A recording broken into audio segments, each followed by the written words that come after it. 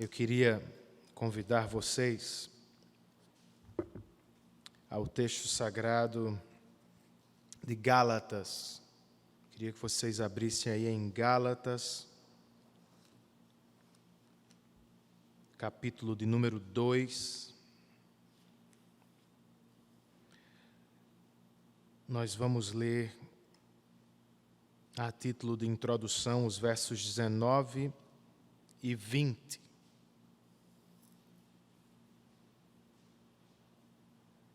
E de maneira breve, eu gostaria de falar sobre o seguinte tema que cerca, o nosso estudo aqui acerca da leitura da palavra. Não desprezemos os dons naturais que Deus nos deu. A leitura da palavra envolve os dons naturais. Ler a Bíblia, compreendê-la e ser atingido principalmente por ela é um ato sobrenatural de Deus que acontece mediante o nosso ato natural de ler a Bíblia. Então é sobrenatural e natural ao mesmo tempo. Para ilustrar isso, pense na promessa que Deus fez a Abraão e Sara. Ambos eram velhos e idade avançada, e Sara não podia gerar. Se lembram disso? E o Senhor lhes prometeu um filho. Dar um filho a uma mulher que não pode gerar um filho é algo sobrenatural. No entanto, esse filho, Isaque, não nasceu mediante um processo sobrenatural do tipo o de Cristo, no ventre de Maria. O nascimento de Isaque não é virginal. Deus fez o sobrenatural mediante um ato natural de relação sexual entre um homem e uma mulher. Algo parecido, irmãos, acontece quando nós nos aproximamos da Bíblia. Entendê-la e, principalmente, outra vez, ser atingido por ela no coração. É algo sobrenatural. Tem um monte de gente que lê a Bíblia e não é alcançado por ela. Tem um monte de gente que até entende, mas não aceita. Compreende, mas não é transformado. Sabe do que está lendo, mas não ama quem está falando. Então, isso é um ato sobrenatural de Deus, nos dá olhos para ver, coração inclinado, novo nascimento, isso é sobrenatural. Mas isso se dá na leitura natural das Escrituras. Então, o conhecimento de Deus e a apropriação do conhecimento tem essa relação entre algo sobrenatural que Deus faz no ato natural de ler a Bíblia. Não tem como conhecer a Deus tanto quanto poderíamos conhecer sem o ato natural da leitura. Então, para começar, gente, só para fundamentar isto, Gálatas 2,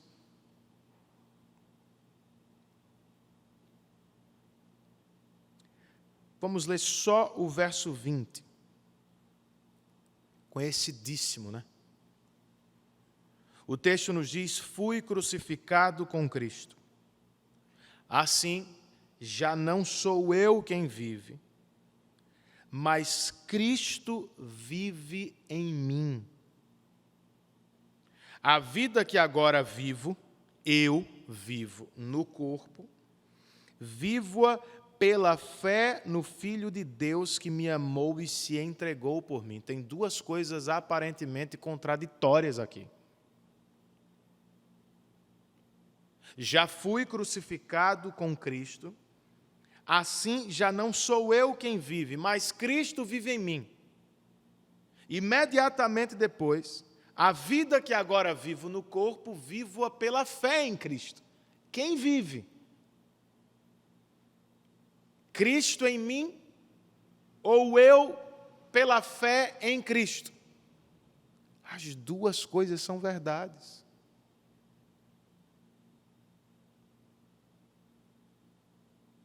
Cristo está na mente e no coração do cristão. Ele é de onde flui o poder para viver uma vida para a glória de Deus. Só por meio dele nós podemos ter relacionamento verdadeiro com o Senhor. Só por causa dele nossas orações são recebidas, nossas canções chegam aos ouvidos de Deus. É por causa dele. Mas o que ele fez por mim na cruz e por vocês não anula o que nós devemos fazer por Deus ou para Deus, pela fé em Cristo. Foi Ele quem comprou o nosso acesso, mas somos nós que entramos na presença de Cristo, ou de Deus. Foi Ele quem comprou o privilégio que temos de orar, mas é você quem ora, pela fé nele. Foi Ele quem conquistou, irmãos, a bênção do perdão de Deus e nos deu de seu Espírito, que gerou um novo nascimento em nós, abrindo-nos os olhos para contemplar a glória de Deus, mas somos nós quem contemplamos. Então as duas coisas são verdades. Cristo vive em nós e nós vivemos esta vida pela fé em Cristo. Percebem as duas coisas? Aquela ilustração do início. Foi Deus quem operou sobrenaturalmente para que Sara estéril pudesse gerar. Mas foi Abraão que teve que se deitar com Sara para gerar um filho. É um ato sobrenatural de Deus, mediante o ato natural da relação de um casal. Na leitura da palavra, se dá do mesmo jeito. Deus nos deu olhos para ler, ou para ver a sua glória na leitura, mas somos nós que lemos.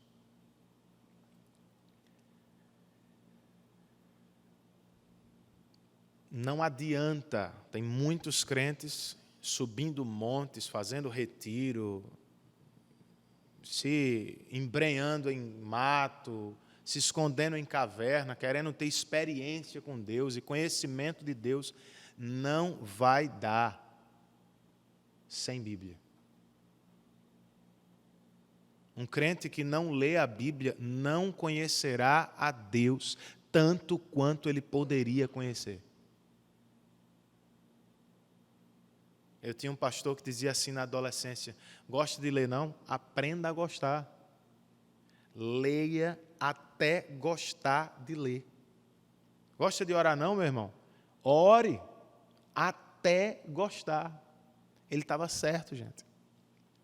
É um processo que vai se tornando mais deleitoso, prazeroso, à medida que a gente vai desfrutando dele. Mas somos nós quem fazemos isso. A porta está escancarada, Jesus abriu, a fonte é inesgotável, mas se você não bebe, o problema não é dele. Então nós precisamos ler a Bíblia, tendo isso em mente, irmãos. ler a Bíblia e ser atingido por ela é algo sobrenatural. Mas isso se dá mediante o ato natural de leitura. Por isso, 3 coisas. Se queremos crescer no conhecimento de Deus, nós precisamos trabalhar. E aí eu queria que você virasse aí a página de Gálatas para Filipenses, capítulo 2. Versos 12 e 13. Essa será a nossa série natalina, a propósito.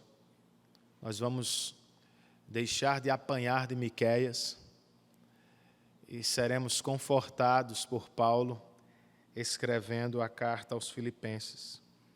Dezembro e janeiro, nós teremos uma série de Natal que vai ultrapassar o mês de dezembro, viu, gente? Uma exposição de Filipenses natalina. Já pensou nisso? Pois bem, versos 12 e 13 do capítulo 2. Assim, meus amados, como sempre vocês obedeceram, não apenas na minha presença, porém muito mais agora na minha ausência. Essa é a frase, gente. Ponham em ação a salvação de vocês com temor e tremor, pois é Deus quem efetua em vocês tanto querer quanto realizar de acordo com a boa vontade dEle. Aqui você tem as 2 coisas de novo. O ato sobrenatural de Deus e o ato natural dos crentes. Primeiro vem a nossa parte. Ponham em ação a salvação de vocês com temor e tremor. Depois vem a dele, pois é Deus quem efetua em vocês tanto querer quanto realizar de acordo com a boa vontade dEle. Ele vai fazer a parte dele, gente. Ninguém aqui tem dúvida. A questão é, estamos trabalhando pela nossa? Temos colocado nossa salvação em ação? Pôr a salvação em ação aqui, nesse contexto, é desenvolvê-la. Não é conquistá-la. É aumentar o seu ganho, a sua aplicação na nossa vida. É crescer no Cristo que nos salvou. Ponham em ação a salvação de vocês. Salvação aqui é livramento. Não é o que Cristo fez por nós na cruz. É o que nós precisamos fazer todos os dias. Isso aqui seria santificação. Todos os dias eu e vocês precisamos nos livrar, por assim dizer, do domínio do pecado. Desenvolvam a salvação de vocês todos os dias. E vão se livrando deste pecado, daquele outro pecado. Vão crescendo em santidade. E façam isso, diz Paulo, com temor e tremor. Por quê? Porque é Deus quem efetua em vocês tanto o querer quanto o realizar. A ideia é, Deus está perto de vocês. Enquanto vocês estão lutando para desenvolver a vida cristã, livrando-se dos pecados do dia a dia, lembrem-se, façam isso com temor e tremor, pois Ele está aí. Ele está perto de cada um de vocês. Se queremos desenvolver a vida cristã, crescer na leitura bíblica, nós precisamos trabalhar assim, irmãos. desenvolver a nossa vida cristã. É nossa responsabilidade. Se é o que queremos, precisamos praticar. Como tudo na vida, a vida cristã precisa ser praticada, treinada, repetida. Não precisa de muitas coisas novas. A igreja não precisa de novas ideias, novos programas e novos exercícios. São os mesmos exercícios há séculos. Os mesmos meios de graça há séculos. A gente não precisa inventar mais nada. É oração mesmo. É leitura da palavra. É comunhão dos santos. É culto público. E ponto. Não tem tanta coisa para inventar. Não é inventar novas coisas. É praticar as mesmas coisas. E nos tornar cada vez melhores. Leiamos Provérbios, capítulo 2, do verso 1 ao verso 7.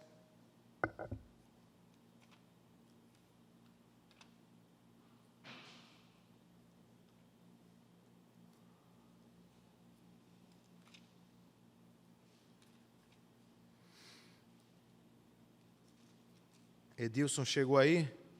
Por favor, meu irmão. Meu filho, se você aceitar as minhas palavras e guardar no coração os meus mandamentos, se der ouvido à sabedoria e inclinar o coração para o discernimento, se clamar com entendimento, discernimento, gritar bem alto, se procurar a sabedoria como se procura a prata, e buscá-la como quem busca o tesouro escondido, então você entenderá o que é temer o Senhor e achará o conhecimento de Deus. Pois o Senhor é quem dá sabedoria, de sua boca procede o conhecimento e o discernimento. Tá bom aí, Edilson. Obrigado, meu irmão. Gente, do 1 ao 5, é o pai dizendo ao filho: faça, estude, procure, trabalhe, pratique, dê ouvidos. Tudo isso eu e você precisamos fazer. O pai está dizendo ao filho: faça a sua parte. Você quer conhecer o Senhor? Procure-o. Você quer andar perto dele? Se esforce.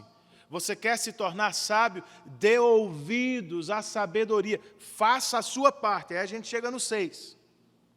Pois o Senhor é quem dá. Sobrenatural e natural. É Ele quem dá sabedoria.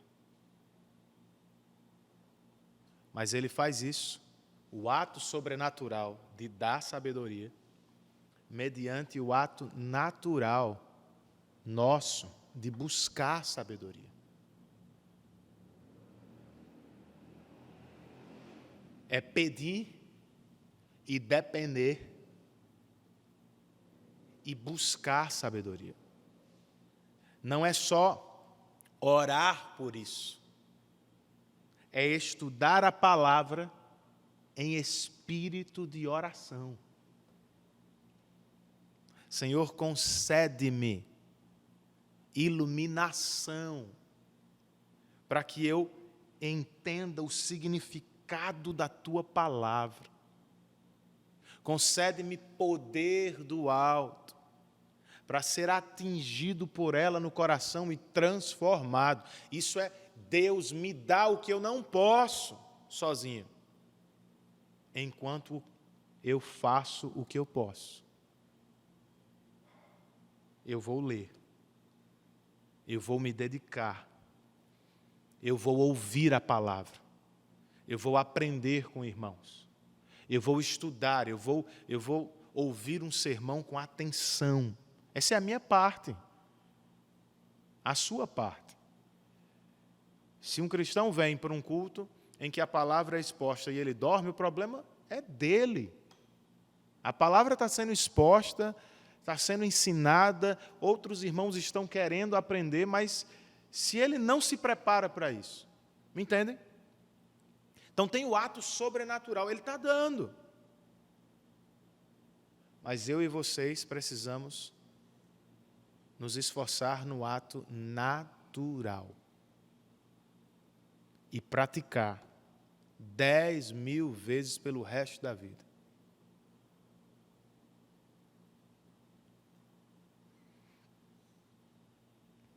Por fim, 2 Timóteo capítulo 2, verso 7, gente. Se nós queremos crescer na leitura da palavra, nós precisamos ponderar o que está escrito.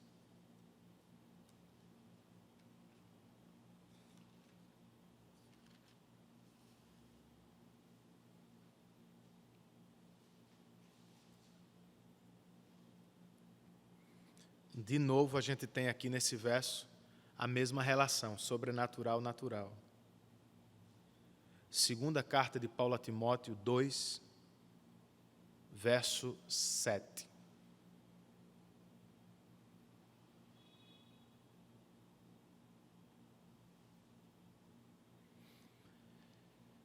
Fátima, está com o texto aberto aí?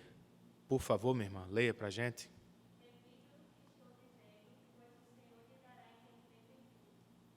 As duas coisas, vocês viram?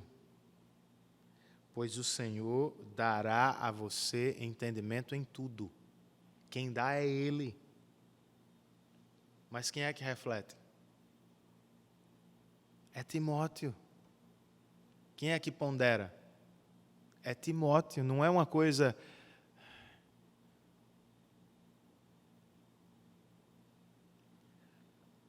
O novo nascimento, irmãos, não nos torna menos humanos. Nos torna mais. O Espírito Santo não se apodera de nós, nos incapacitando de funcionar normalmente. Não.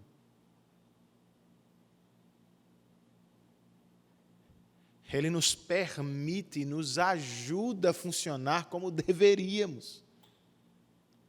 Deveríamos ser mesmo seres racionais, capazes de julgar, discernir, comparar, estudar, apreender. Isso é o que deveria ser mesmo. Então, enquanto você estuda a palavra, esteja em oração, Senhor, me dê entendimento, mas não fuja da reflexão. Não fuja de pensar, de ponderar, de conversar com o texto, de falar ao texto, de ouvir o texto, de fazer perguntas, de ouvir respostas. A gente precisa disso, irmãos.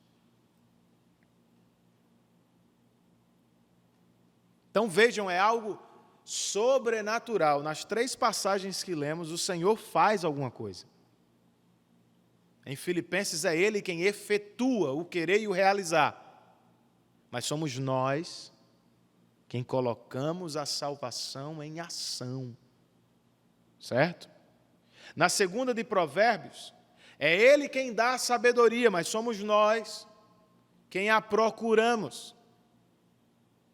Nesse texto, é Ele quem nos dá entendimento em tudo, mas somos nós quem ponderamos, quem refletimos.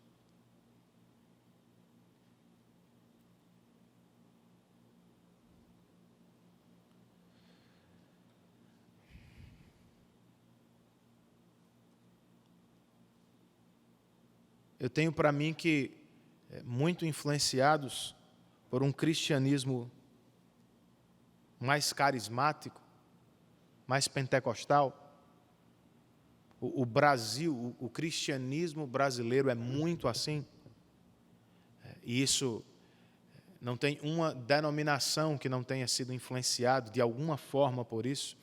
Nós nos tornamos preguiçosos na leitura e dependentes demais de experiências. Isso é uma coisa. Um outro impacto que eu vejo hoje, gente, e aí eu estou falando agora da Igreja Reformada, tem tanto livro, tem tanta publicação, tanta editora, que nós nos tornamos preguiçosos em outro sentido. Talvez até outro dia fôssemos preguiçosos e dependentes de experiências. Não, vamos ler pouco ou quase nada a Bíblia, vamos depender das experiências do Espírito. Hoje não. A gente lê pouco a Bíblia e depende muito de fulano, de Beltrano, de Cicrano. A gente lê a Bíblia sempre com outro autor nos explicando o texto. Não deveria ser assim. Porque pela graça de Deus, nós temos a palavra do Senhor na nossa língua mãe.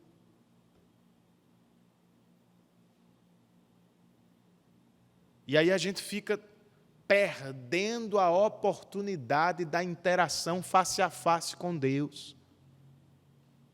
Com todo respeito aos maiores teólogos do Brasil e do mundo, eu os amo, sou extremamente abençoado por eles, mas Deus fala comigo, e não só com eles.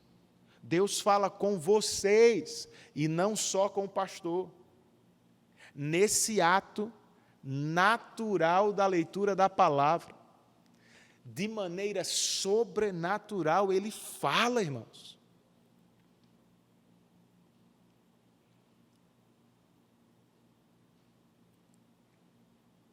Só que às vezes a gente não quer o esforço do pôr a salvação em ação.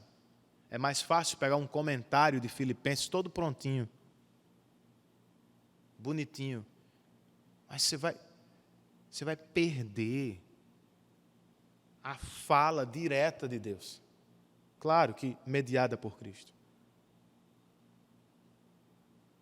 O processo de busca, irmãos. Sabe, de estudo, de ponderação, de leitura, de consideração. Está tudo pronto no livro do irmão fulano de tal, que é excelente. Pode até ser consultado e lido na íntegra. Mas eu preciso primeiro ler a Bíblia, ouvir de Deus, fazer as minhas próprias ponderações.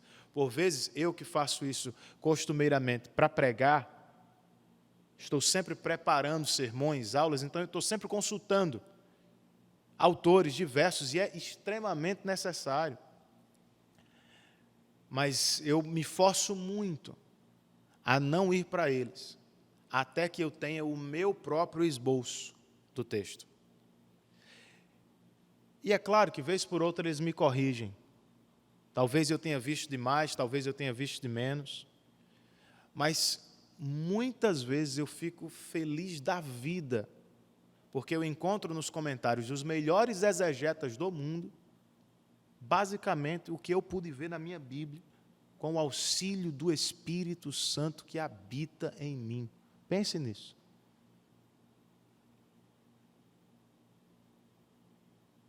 No ato sobrenatural de Deus, de me iluminar no meu ato natural de ler a Bíblia. Nós conhecemos a Deus, irmãos, para fechar com uma outra analogia, do mesmo jeito que os discípulos conheciam a Cristo. Era um ato sobrenatural e natural. Natural porque eles andavam com Cristo, isso é natural. Eles ouviam, natural. Eles falavam, natural. Isso era natural. Enquanto eles ouviam, viam, andavam, faziam, Deus fazia o sobrenatural. E quando perguntou aos discípulos quem ele era, e Pedro deu a famosa resposta que apontava para a messianidade de Cristo, o que foi que Jesus disse para ele? não foi carne nem sangue que te revelou isso. Foi o meu Pai que está nos céus. É verdade. É um ato sobrenatural. Mas tinha um ato natural de Pedro, de andar, ouvir, falar, perguntar, discordar, temer, ver, tudo isso é natural. Ler a Bíblia é do mesmo jeito. A Bíblia é inspirada. É a palavra de Deus. Entendê-la e ser por ela atingido e transformado é sobrenatural. Mas isso se dá, gente, mediante o ato natural de ler, de ouvir, de discutir, de falar uns com os outros. E o Senhor, de maneira sobrenatural, vai nos dando olhos para enxergar, coração preparado para ser alcançado por ela, poder do alto, a fim de que nós nos submetamos voluntariamente a ela. Isso é sobrenatural. Mas a leitura é um dom natural de Deus.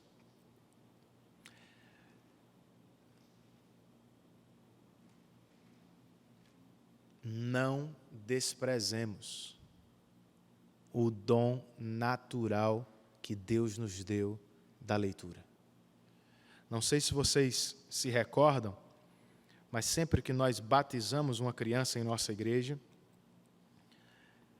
nós chamamos a atenção dos pais para os compromissos que eles precisam ter com a criança. Um deles é sobre a leitura da palavra. Vocês se comprometem em ajudar o filho de vocês a aprender a ler, para que ele consiga ler a palavra um dia.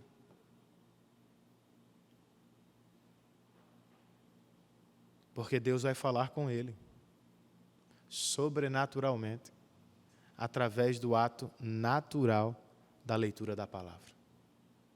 Amém, queridos?